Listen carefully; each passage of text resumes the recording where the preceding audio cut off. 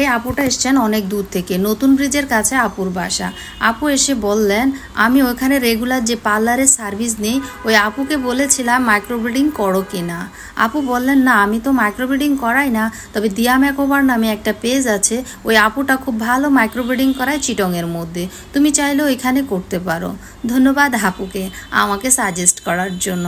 আসলে সত্যিকার অর্থে আমি নিজেও জানি না চিটংয়ে কেউ মাইক্রোব্লিডিং করায় কি না। তবে আপু এসে বললেন 2 দিন পর আমার অফিস, আমি কোনো সমস্যা হবে না তো, বেশি ব্ল্যাক লাগবে না তো, ব্যথা পাবো না তো? না আপু, বেশি ব্ল্যাক লাগবে না, প্রথম করলে একটু ব্ল্যাক লাগে, 2-1 দিনের মধ্যে এটা ন্যাচারাল হয়ে যাবে, যেহেতু অ্যানেস্থেশিয়া দিব সেহেতু তুমি ব্যথাও পাবে না। তা আপু হঠাৎ করেই যখন দেখলো ওনার ব্রুটা ড্র করা হয়েছে, আপু তো খুশিতে আত্মহারা। আমার ব্রু ড্রটা না সত্যি অনেক পছন্দ হয়েছে, তবে ব্ল্যাকটা চলে যাবে তো? আমি বললাম 2-1 দিন অপেক্ষা করো, ঠিক হয়ে যাবে।